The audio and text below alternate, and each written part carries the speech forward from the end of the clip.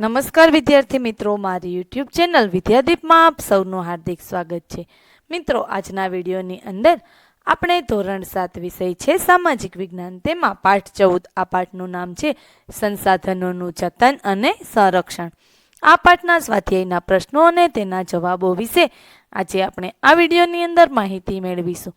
વિદ્યાર્થી મિત્રો, જો તમે મારી ચેનલમાં નવા હોય તો મારી ચેનલને જરૂરથી સબસ્ક્રાઈબ કરો, વિડીયો લાઇક કરો, શેર કરો અને બેલ નોટિફિકેશન આઇકોન ઓન કરો, જેથી આગળના દરેક નવા વિડીયોની નોટિફિકેશન તમારા મોબાઈલની સ્ક્રીન પર મળી શકે. તો ચાલો વિદ્યાર્થી મિત્રો શરૂ કરીએ. ધોરણ 7 વિષય છે સામાજિક વિજ્ઞાન, તેમાં પાઠ 14. આ પાઠનું નામ છે સંસાધનોનું જતન અને સંરક્ષણ. સ્વાધ્યાય, તેમાં પહેલો પ્રશ્ન. નીચે આપેલ પ્રશ્નોના ઉત્તર માટે આપેલ વિકલ્પોમાંથી સાચો વિકલ્પ શોધીને લખો. પ્રશ્ન 1 નો પહેલો પ્રશ્ન. સંસાધનોને મુખ્ય કેટલા જૂથોમાં વહેંચવામાં આવે છે? તો જવાબમાં આવશે ઓપ્શન એ, 2 જૂથોમાં. બીજો પ્રશ્ન. નીચેનામાંથી સિંચાઈના માધ્યમો ક્યાં છે? તો કે ઓપ્શન ડી, આપેલ તમામ, એટલે કે કુવા, નહેર, તળાવ. ત્રીજો પ્રશ્ન. ભારતમાં સૌથી વધુ જંગલો ક્યાં જોવા મળે છે? જવાબમાં આવશે ઓપ્શન સી, અંદમાન નિકોબારમાં. ચોથો પ્રશ્ન. નીચેનામાંથી કયું પક્ષી કચ્છના રણમાં જોવા મળે છે? ઓપ્શન બી, સુરખાબ. પાંચમો પ્રશ્ન. લદ્દાખમાં કયું વિશિષ્ટ પ્રાણી જોવા મળે છે? તો જવાબમાં આવશે ઓપ્શન એ, યાક. ત્યાર પછી પ્રશ્ન નંબર 2. નીચેના પ્રશ્નોના ઉત્તર 1-2 વાક્યોમાં આપો. પહેલો પ્રશ્ન છે, સહારાના રણમાં લોકો શાની ખેતી કરે છે? તો કે સહારાના રણમાં લોકો ખજૂર અને ઘઉંની ખેતી કરે છે. બીજો પ્રશ્ન. ખડકોના નાના મોટા ટુકડા, કાંકરા અને માટીની રજથી બનેલું પૃથ્વીનું પડ કયા નામે ઓળખાય છે? જવાબ. ખડકોના નાના મોટા ટુકડા, કાંકરા અને માટીની રજથી બનેલું પૃથ્વીનું પડ રેગોલિથ નામે ઓળખાય છે. ત્રીજો પ્રશ્ન. પાણીનો મુખ્ય સ્ત્રોત કયો છે? જવાબ. પાણીનો મુખ્ય સ્ત્રોત વરસાદ છે. ચોથો પ્રશ્ન. ગુજરાતની નદીઓમાં જોવા મળતું કયું પ્રાણી લુપ્ત થવાને આરે છે? ગુજરાતની નદીઓમાં જોવા મળતું જળબિલાડી નામનું પ્રાણી લુપ્ત થવાને આરે છે. પાંચમો પ્રશ્ન. ભારતનો કયો પ્રદેશ નાના તિબેટ તરીકે ઓળખાય છે? ભારતનો લદ્દાખના ઠંડા રણનો પ્રદેશ નાના તિબેટ તરીકે ઓળખાય છે. ત્યાર પછી પ્રશ્ન નંબર 3. તેનો અવિભાગ ટૂંક નોંધ લખો. પેલી ટૂંક નોંધ લખવાની છે કચ્છનું રણ. ગુજરાત રાજ્યની ઉત્તર પશ્ચિમ સરહદે કચ્છનું રણ આવેલું છે. કચ્છના રણની ઉત્તર અને પૂર્વમાં પાકિસ્તાન દેશ અને રાજસ્થાન રાજ્ય આવે છે. તેના 2 ભાગ પડે છે, નાનું અને મોટું રણ. કચ્છમાં ઉત્તરે મોટું અને તળ ગુજરાત તથા કચ્છની મધ્યમાં નાનું રણ આવેલું છે. તેમનો કુલ વિસ્તાર આશરે 27,200 ચોરસ કિલોમીટર છે. આ વિસ્તાર ખંડીય છાજલી ઊંચકવાને લીધે બન્યો હોય તેવું જાણવા મળે છે. ગુજરાતના કચ્છ જિલ્લામાં આવેલ આ રણ થરના રણનો એક ભાગ છે. અહીં સફેદ રણ પણ આવેલું છે. અહીંની આબોહવા ગરમ અને સૂકી છે. અહીં વરસાદ બહુ ઓછો પડે છે. બીજી ટૂંક નોંધ. જળ સંસાધનની જાળવણી અથવા તે માટેના ઉપાયો. જળ સંસાધનની જાળવણી માટેના ઉપાયો નીચે પ્રમાણે છે. જળ સંસાધનની જાળવણી માટે તેનો વિવેકપૂર્વક ઉપયોગ સૌથી પહેલી આવશ્યકતા છે.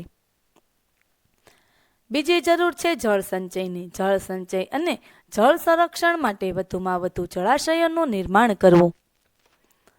ભૂમિગત જળના સ્તરને ઉપર લાવવાના પ્રયાસો કરવા. નદીઓના પાણીને રોકીને જળ સંચયન કરવું. આ માટે નદીઓ પર બંધો બાંધવા. વૃષ્ટિજળને રોકી તેને એકઠું કરવું.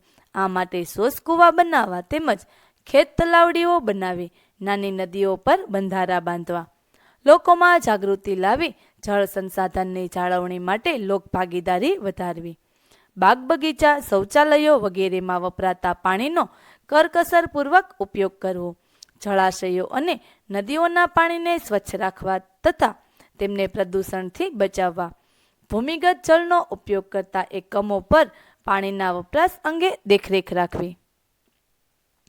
ત્યાર પછી ત્રીજી ટૂંક નોંધ લખવાની છે ભૂમિ સંસાધન. સામાન્ય રીતે ભૂસપાટીનું ઉપલું પડ જેમાં વનસ્પતિ ઉગે છે તેને આપણે જમીન કહીએ છીએ. જમીન પૃથ્વીના પોપડા પરના અનેકવિધ કણોથી બનેલું એક પાતળું પડ હોય છે. ખડકોના નાના મોટા ટુકડા, કાંકરા, માટીની રચ કે જે અજૈવિક છે તેને રેગોલિત કહે છે. તેમાં જૈવિક દ્રવ્યો હવા અને પાણી ભળતા જમીન બને છે. ખેતીના સંદર્ભમાં કોઈ પણ દેશોનો આર્થિક વિકાસ તે દેશની જમીનની ગુણવત્તા અને પ્રકાર પર આધાર રાખે છે. ભૂમિ સંસાધન, જમીનના પ્રકાર. ભારતીય કૃષિ સંશોધન પરિષદ દ્વારા ભારતની જમીનને કુલ 8 પ્રકારમાં વહેંચવામાં આવી છે. કાપેલી કાપની જમીન, બીજી રાતી અથવા લાલ જમીન, ત્રીજી કાળી જમીન, ચોથી લેટેરાઇટ જમીન, પાંચમી રણ પ્રકારની જમીન, છઠ્ઠી પર્વતીય જમીન, 7 જંગલ પ્રકારની જમીન અને 8 દલદલ પ્રકારની જમીન. ત્યાર પછી ચોથી ટૂંકનોંધ લખવાની છે. અભયારણ્ય, જે અરણ્ય એટલે કે જંગલમાં ભય ન હોય તે અભયારણ્ય, જેમના માથે વિનાશનું જોખમ હોય એવા વન્યજીવોના સંરક્ષણ અને સંવર્ધન માટે સુરક્ષિત કરાયેલા જંગલ વિસ્તારો અભયારણ્ય કહેવાય છે. અભયારણ્યમાં ચોક્કસ મર્યાદામાં માનવ પ્રવૃત્તિઓ કરવાની પરવાનગી આપવામાં આવે છે. સત્તાધિકારી પાસેથી મંજૂરી મેળવીને અહીં પાલતુ પશુઓને ચારી શકાય છે. કોઈ એક વિશેષ પ્રજાતિના સંરક્ષણ માટે અભયારણ્યની સ્થાપના કરવામાં આવે છે, જેમ કે સુલપાણેશ્વર અભયારણ્ય રીંછના રક્ષણ માટે બનાવવામાં આવ્યું છે. ભારતમાં 531 અભયારણ્યો છે. પેરિયાર, ચંદ્રપ્રભા, એતુરનગરમ, સરિસ્કા વગેરે દેશના જાણીતા અભયારણ્યો છે. પાંચમી ટૂંકનોંધ લખવાની છે. વન્યજીવ સંરક્ષણ. પ્રાચીન સમયમાં મૌર્ય યુગના સમ્રાટ અશોકના સમયમાં વન્યજીવોના સંરક્ષણ માટે કાયદા બનાવવામાં આવ્યા હતા. વન્યજીવોના સંરક્ષણ માટે આજે દેશમાં મોટાભાગના રાજ્યો માટે સ્ટેટ વાઇલ્ડ લાઇફની રચના કરવામાં આવી છે. સ્વૈચ્છિક સંસ્થાઓ પણ આ માટે કામ કરે છે. વન્યજીવોના સંરક્ષણ માટે આ પ્રમાણેના ઉપાયો કરવા જોઈએ. વન્યજીવો પર થતા અત્યાચાર અને શિકાર પ્રવૃત્તિને અટકાવવા માટે સરકારે કડક કાયદા બનાવવા જોઈએ અને તેનો કડક અમલ કરવો જોઈએ. વખતો વખત વન્યજીવોની વસ્તી ગણતરી કરવી જોઈએ. જંગલો વન્યજીવોનું નિવાસસ્થાન છે. તે વન્યજીવોને કુદરતી સંરક્ષણ પૂરું પાડે છે. તેથી જંગલોનો વિનાશ થતો અટકાવવો જોઈએ. લોકોને વન્યજીવોનું મહત્વ સમજાવવું જોઈએ. તેઓને વન્યજીવ સંરક્ષણની સમજ આપવી જોઈએ. જંગલમાં દાવાનળ એટલે કે જંગલની આગ ન સળગે તેની પૂરતી તકેદારી રાખવી જોઈએ. જંગલમાં જો આગ લાગે તો તેને ઝડપથી ડામવા માટે તંત્ર સજાગ રહેવું જોઈએ. વન્યજીવોને તબીબી સારવાર મળી રહે એવા પ્રયત્નો કરવા જોઈએ. વન્યજીવો માટે સંરક્ષિત ક્ષેત્રોનો વિકાસ કરવો જોઈએ. પ્રચાર અને પ્રસાર માધ્યમો દ્વારા જનજાગૃતિ લાવવી જોઈએ. જંગલમાં વન્યજીવોને પાણી, ખોરાક, નિવાસ વગેરે તેમની જરૂરિયાતો પૂરતા પ્રમાણમાં મળી રહે એવી વ્યવસ્થા ગોઠવવી જોઈએ. જંગલોમાં થતી ગેરકાયદેસર વૃક્ષછેદનની પ્રવૃત્તિ અટકાવવી જોઈએ. વૃક્ષોના પોલાણોમાં પક્ષીઓ રહેતા હોય છે, તેમજ વૃક્ષોની ડાળીઓ પર તે માળા બાંધે છે. ત્યાર પછી પ્રશ્ન નંબર 3, તેનો બ વિભાગ. નીચેના પ્રશ્નોના મુદ્દાસર ઉત્તર આપો. પહેલો પ્રશ્ન, સંસાધન એટલે શું? જવાબ, પૃથ્વી પર મળતા હવા, જળ, જમીન, વનસ્પતિ અને ખનિજો જેવા માનવીને ઉપયોગમાં આવતા કુદરતી તત્વોને પદાર્થોને સંસાધન કહે છે. સંસાધનોની કેટલીક ચોક્કસ વિશિષ્ટતાઓ અને ઉપયોગિતાઓ છે.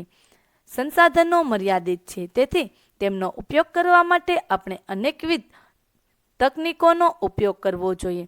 સંસાધનો દેશના અર્થતંત્રની કરોડરજ્જુ ગણાય છે. તે લોકોની શક્તિ અને સમૃદ્ધિના આધારસ્તંભો છે. ત્યાર પછી બીજો પ્રશ્ન, જંગલોનું આર્થિક મહત્વ શું છે? જંગલોનું આર્થિક મહત્વ નીચે પ્રમાણે છે. જંગલોની મુખ્ય પેદાશ લાકડું છે. જંગલોમાંથી સાગ, સાલ અને સીસમ જેવા મજબૂત અને ઇમારતી લાકડા મળે છે. તેમાંથી ઘરનું ફર્નિચર પણ બને છે. દેવદાર અને ચીડ જેવા વૃક્ષોના પોચા લાકડામાંથી રમતગમતના સાધનો, ચા, દવાના પેકિંગની પેટીઓ, દિવાસળી, કાગળ, કૃત્રિમ રેસા વગેરે વસ્તુઓ બને છે. વાંસમાંથી કાગળ અને રેયોન તેમજ ટોપલા, ટોપલી, રમકડા, સાદડી અને ગૃહ સુશોભનની વસ્તુઓ બને છે. જંગલોમાંથી લાખ, ગુંદર, મધ, ઔષધિઓ વગેરે મળે છે.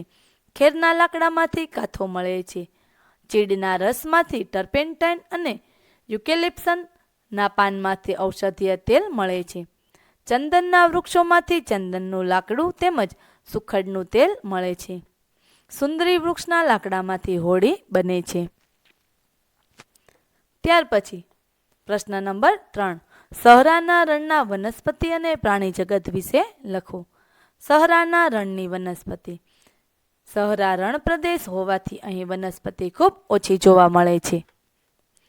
રણની ધાર પર જ્યાં ખૂબ ઓછો વરસાદ પડે છે ત્યાં ટૂંકું ઘાસ થાય છે. રણ પ્રદેશમાં મુખ્યત્વે કેક્ટસ એટલે કે એક પ્રકારનો થોર, કાંટાળા છોડ વગેરે વનસ્પતિ થાય છે.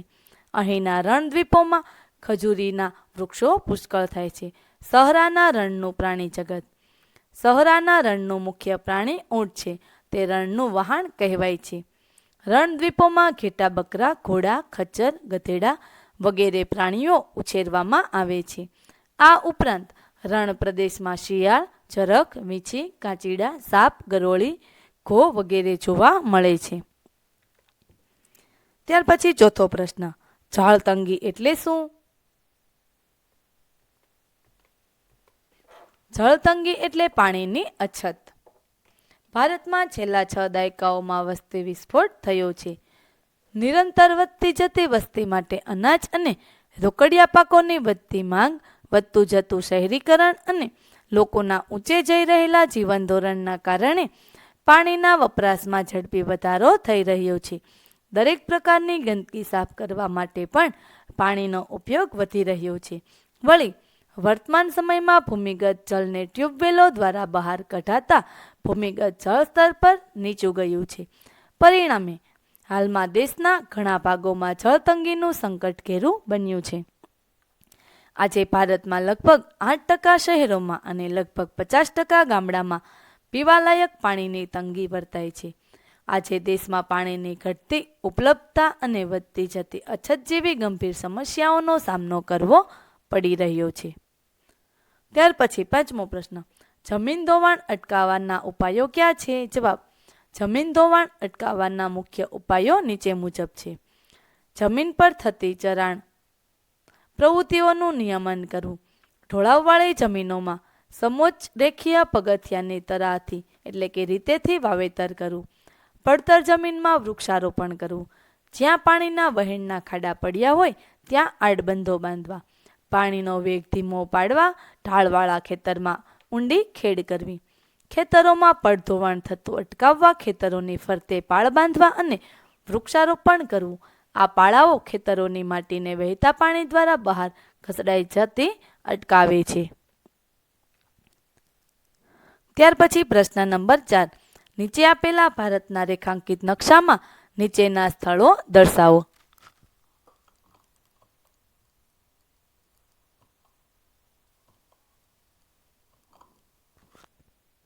વિદ્યાર્થી મિત્રો, અહીં જે ભારતનો નકશો આપેલો છે તેમાં અહીં જે સ્થળો આપેલા છે તે દર્શાવ્યા છે. લદ્દાખ જે અહીં આવેલું છે, કચ્છનું રણ, ત્યાર પછી નર્મદા નદી અહીં, અંદમાન અને નિકોબારના દ્વીપ સમૂહો જે અહીં નકશામાં જોઈ શકો છો. અંદમાન અને નિકોબારના દ્વીપ સમૂહો. વિદ્યાર્થી મિત્રો, અહીં આપણે ધોરણ 7 વિષય છે સામાજિક વિજ્ઞાન, તેમાં પાઠ 14 આ પાઠના સ્વાધ્યાયનું સંપૂર્ણ સોલ્યુશન પૂરું કરીએ છીએ. આગળના પાઠના સ્વાધ્યાયનું સંપૂર્ણ સોલ્યુશન મેળવવા માટે મારી ચેનલને જરૂરથી સબસ્ક્રાઇબ કરો. વિદ્યાર્થી મિત્રો, ફરી મળીશું પાઠ 15ની અંદર. ત્યાં સુધી આવજો.